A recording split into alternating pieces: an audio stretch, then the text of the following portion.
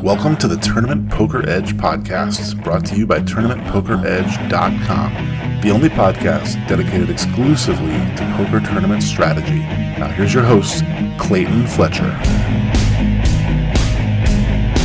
Hello once again, everybody, and welcome to the Tournament Poker Edge podcast. My name is Clayton Fletcher, and I am your host here in fabulous Las Vegas. And I'm not all alone today. No, I have a guest that I've been wanting to get on the podcast for quite a while. She's an extremely accomplished, by her own admission, part-time player with $3 million plus in lifetime earnings. That's not bad for a part-time income. She is also the founder of the Her Edge Academy, and she's going to tell us more about that right now. First-time guest on the podcast, E-Tay herself, Esther Taylor. Hi, Esther. Hello, how are you? Thank you so much for doing this. Of course, anytime, truly. Yeah. So a part-time hobby of yours where you make, $3-4 million. That's not too bad, right? Yeah. I mean, probably a little bit more than a hobby. When I had my bios out for poker, the primary focus of mine was raising my daughter. So yeah, that's why I kind of considered it part-time. Now she's much older and kind of starting her own way. So it allows me actually to move more into full-time with poker and the things that come along with poker. So. Oh, okay. Yeah. So you actually are playing more full-time now? Definitely, now that she just got her license. She's almost 17. We're looking at colleges. So yeah, it definitely just opens up more time for me to put those hours now into poker instead of being her Uber driver, her and her friends, and driving them all around town and picking them up from parties and stuff. No, but so I just have a little bit more time and really going into that like empty nester stage. I feel really old but young saying that. I'm like, what am I going to do with my time and all this free time? And I think I'll go, head first into poker and really giving it 100%, because I feel like in the past, decade, I've been in and out, weaved in and out when I can. And for poker, it's just consistency is the key, volume is the key. So that's kind of where my head is at now. I got it. So you were a mom and an Uber driver and everything else. So you kind of had to have that work-life balance. But now we're going to throw that balance out the window, right? Yeah. I mean, you'll always hear me say like balance is very key and very important to me. So no matter what, I kind of just try to fill my life with, not just solely poker focused, but definitely poker is taking a bigger piece of the pie in the chart for now. So I'm excited about it. I'm excited about it too. It's bad news for all of your opponents. I mean, Esther plays all the games, not just No Limit Hold'em. We covered a few of your hands on this podcast from last year's main event because obviously you were on the featured table quite a bit, and so we had a chance to kind of go deep into some of those hands. Yeah. But also you play all the mixed games. You actually got third place in the PPC. Was it last year? It was last year, yeah. Very lucky run. You kind of like work your whole career for this moment. We're all tournament players, so we all understand like getting kicked in the head a lot with these tournaments. It's the World Series of Poker. You're going to do a lot more losing than you are winning. That's just the numbers. So when you have a run like this, I really try to take advantage of it. I really try to be in the moment, and because you're not entitled to them, so they don't just come all the time. So a run like that and a tournament like that on a stage like that was just super insane for me. It really just, my eyes were wide open for 5 days, and I just really tried to take it all in. I tried to do my best. I didn't play perfectly, but I learned a lot for sure going forward. No, I've been playing this game for 2 decades. I don't think there's ever been a day where I was like, I played perfectly today. Yeah, exactly. But I think that's what makes people have a little bit of a better edge, is if you can look back and reflect on like, okay, we know the things that we do right? And then like, let's look at the things that we do wrong. And those little things that we do wrong that we might not notice because they're not as glaringly extremely big, but they do add up to where like it doesn't become like, oh, I'm so unlucky anymore in this tournament. It's like, well, what were the decisions that I made leading up to this? Like a few small wrong decisions can lead up to the one, breaking point of the hand where you bust the tournament, where we're all throwing our hands in the air and saying how bad we run, But a good player will reflect on going back and saying, okay, so what could I have done different leading up to this point of being at risk of elimination? It's so important to be able to do that sort of self-reflection and look back at your game. Nowadays we have solvers, we have coaches, we have a lot more tools than we had probably when you and I first started, right? Yeah, I'm laughing because it's like, it's I don't know where I put myself in the age category, but I feel like I'm more of a veteran now as far as age goes in this industry, and it is very hard for me to fight the computer and the solver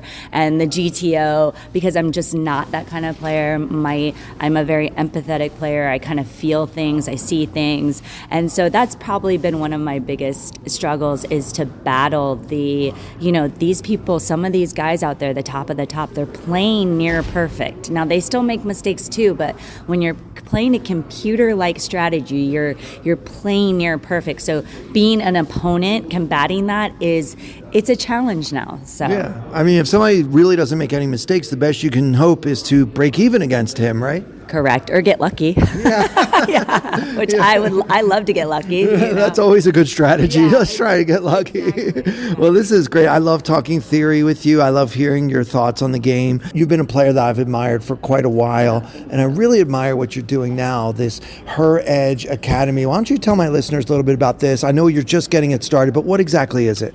Yeah, my daughter's 17. She's played sports since she was 5. Even before I had her, I went back to my high school. I helped coach the teams that I played for. When she was growing up, I coached some of her sports teams. I just love coaching and teaching. I think God gave me this ability to like really relay information in a way where people can kind of absorb it and see it from different angles. And specifically because I'm a woman in this industry, which is kind of rare. I mean, the numbers say like less than 10%.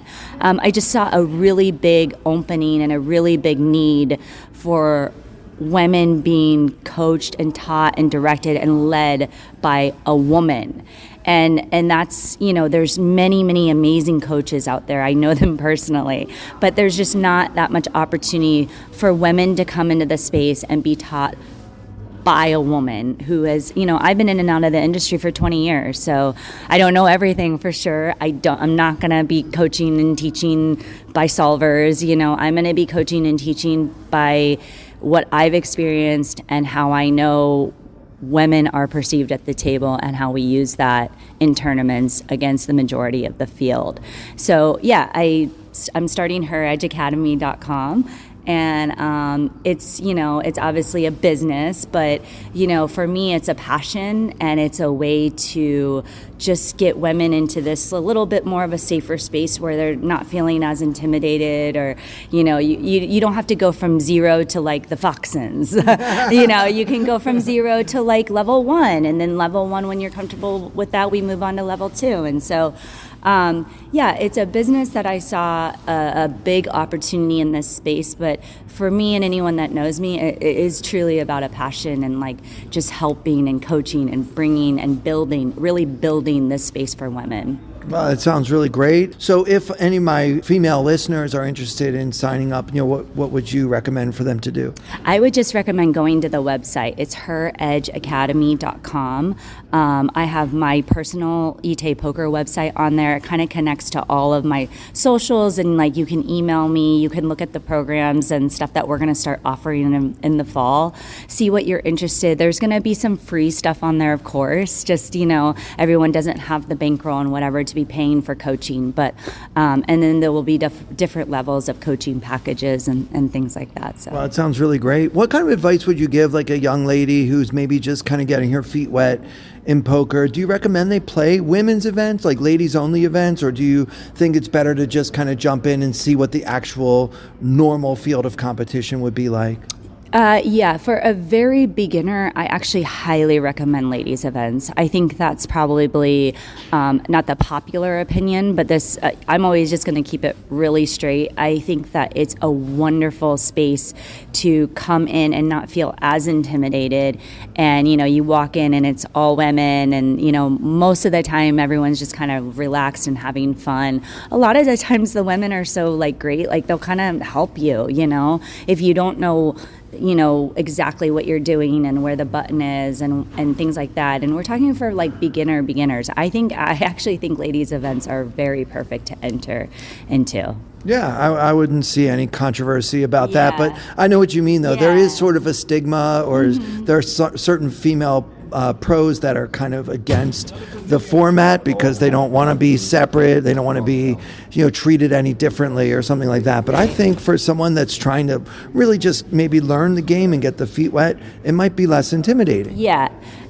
You're exactly right. And for me, the beautiful thing about poker and this industry is it's not just one entry level and then there's everyone can be their own character in poker, right?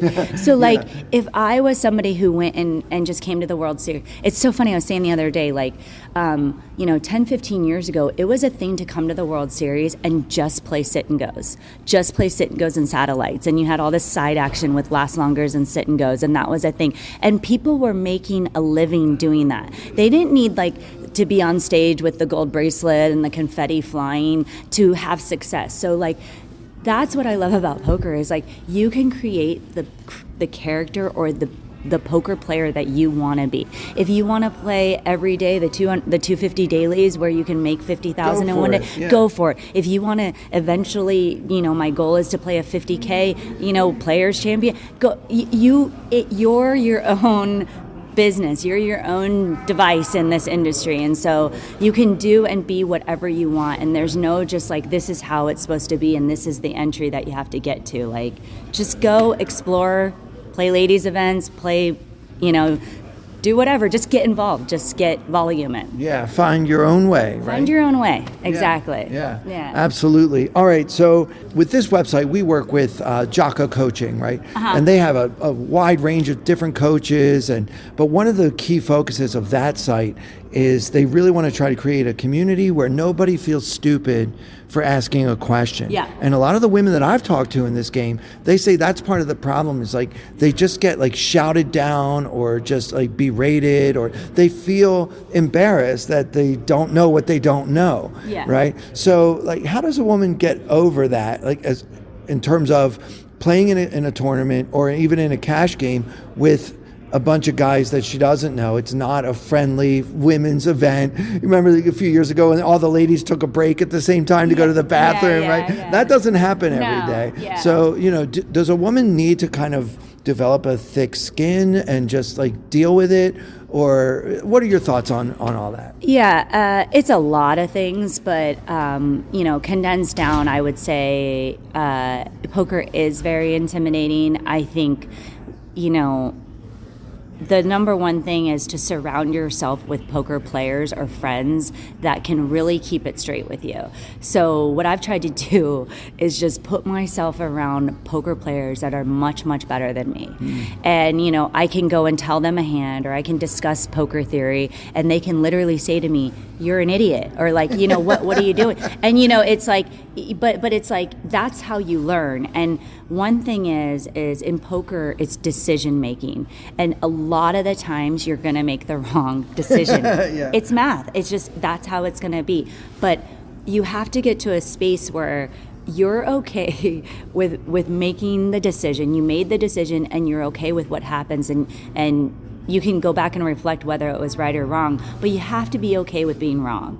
That's the number one thing. Yesterday in the Players Champ, I ran a big bluff, and I was they never think I bluff. I think it'll work. It almost worked. It didn't work.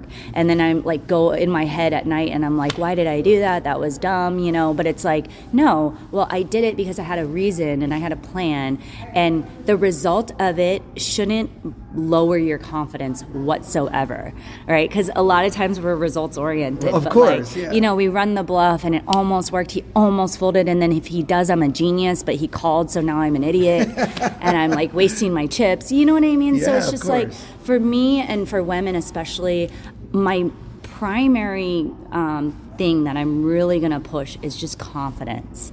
Like, and that took me a long time to get to. You know, I would go into these bigger tournaments. I remember first starting out into some of these bigger tournaments, and I would sit there kind of like a shriveled up, you know, like you, even physically you could see it. Like I was just intimidated, and I was like, I don't want to make mistakes. I don't want to look stupid. And, you know, these guys are all like big names you see on TV a lot, and like, Right. And some of them physically very big too, as 6'7" or something. Yeah, of course. Yeah. And so I would be like physically, emotionally, mentally, just kind of like confidence low, like sunk in my seat. And you know, once I started gaining confidence and really allowing myself to, whatever decision you make, don't be so focused on the result of it. Just be okay with making the decision. And sometimes it's going to be right, and sometimes it's going to be wrong, and that's okay. But no matter what, present yourself with confidence. Sit at the table with confidence. Smile at these guys and look at them in their eyes with confidence. And you'll see that the response to that is actually pretty huge. Wow. Yeah, see, I want to join the Her Edge Academy because I feel like I could use some of that. I've had some guys be like, is this only for women? And I'm like, well, no, of course not. Because, you know, for me, it's really getting people into the mixed game space and stuff. You know, I'm a big mixed game player. I got very lucky to get into mixed games at a time when it was very cheap. We could play online all the time at micro stakes. And so it makes it so I'm, you know, one of very few women that are playing mixed games, but that's not because there isn't potential out there. It's because there's nowhere to learn. Right. And there's nowhere to learn at a rate that's affordable. I mean, I could name hundreds of women killers right now that no one's ever even heard of that would play just as good as I do in this 50K PPC, and I'm not joking. Right. But it's a matter of like, where can I learn these games and where can I get volume in, and how So do that's I going to be one of the key focuses, is to really try to encourage women to try mixed games and to learn those games, because there's a much bigger edge out there in those games. Bigger edge, for sure. And really for women. And, you know, starting with the basic, like horse, you know, which is limited. It's not easy, but it's, you know, it's easier to learn. Less volatile. Learning curve, right? Yeah. So that's kind of the primary focus with that. But, you know, it's all included in that. Esther, I want to respect your time, but my listeners would kill me if I had a player of your caliber on and we didn't at least do one quick hand. Okay, so sure, what do you have for me? Oh, one hand history? Or well, quickly, last year, I mean, this hand's been talked about a lot, but it was a deuce to 7 no limit hand where I had very little experience in the game. And so I was like not really playing any hands. And I ended up making a move with 3 tables left or something, where I was supposed to stay with the hand, stay pat with it. But my intuition and my gut told me like it wasn't good. So I ended up breaking it correctly, but incorrectly, if you can even wrap your head around that. Yeah, I think a lot of our listeners probably don't have a lot of experience with deuce to 7 either. So maybe this can be a little bit of a foray into deuce to 7. Is this single draw or triple? It's single draw. Okay, and great. I don't have much experience either. So like, you know, I went in to the tournament thinking like I'm not going to really try to clash and get in these big high variance spots with players that are much better at me at the game. And that is part of navigating there's 9 games in this tournament. So that is part of navigating a tournament like this, is knowing your strengths, pushing your strengths, kind of sitting back on your weaknesses, maneuvering through each game based on your stacks, who's at the table, blah, blah, blah. So in this specific hand, you know, you get 1 draw at it and it's no limit, and you have to make the lowest possible hand, no straights or flushes. You know, there's a lot of theory behind it, but I was basically playing like ABC, and I really didn't know what to do in this spot. I was dealt a 10 low, a 10-7 low dealt, which is a very good hand. It's equivalent to being dealt like, I would say, like 10s or 10s or 9s or something, you know, jacks maybe. Right. It's not the nuts, but especially with like 12 blinds though. With 12 blinds. Right. So this guy that I played a lot of poker with, a lot of hand history, opened to 2 blinds under the gun off of probably like 40 blinds. I had 10 to 12 blinds in the small blind. I got dealt nines or tens or jacks, whatever you want to call it. I went all in, and he had to make a decision, and he called fairly quickly. And so in this game, that tells me he has like, I'm flipping with him, or he has me beat. So either he has like ace queen, or he has jacks, or and so then I just like looked at him, and just kind of, my gut told me like, if you don't break this hand, you're going to walk out of the tournament, So I just went with my gut. And you threw your 10 away. And I threw my 10 away, and I ended up making a 7, and Andrew had a 9. So it was right, but it was wrong. Right. In theory, it was wrong. And that's what if we go back to the beginning conversation, sure. That's what I'm talking about. And that wrong decision made me, in theory and effectively, hundreds of thousands of dollars. Now, are you able to put into words what made you know that you needed to break your 10? It was timing. Yeah. It was timing and the call and the confidence of the call. Right. So the timing and the confidence kind of told me that he didn't have a decision of like, well, I have what we call a convertible 10 here, like a 10-8, where I can like, should I call and just break the 10 if she breaks? Like, he didn't know what I was doing either. Right. So the timing of it is like, you have to think like, what's the thought process that they're going through? And when he called so quickly, it was like, he didn't think like, oh, I wonder if she's going to stay pat, or I wonder what I'm against, or I wonder if I'm going to have to break this convertible 10 or 9, or I wonder if my 9's even good, So those are many thought processes that have to go through your head. Okay. And especially against a player like me, who he knows is relatively close to the vest in this game. He's not dumb. He's a very, very good tournament player. Sure. And so just with that was the key thing for me. It's like, I didn't see enough thought processes go through his head with the timing that told me, wow, it feels like queens or jacks or ace king, and like then I had to make a decision, and I ultimately was lucky to make the right one. But that's kind of what I'm talking about. So you use your instincts, yes, your female intuition, maybe, right?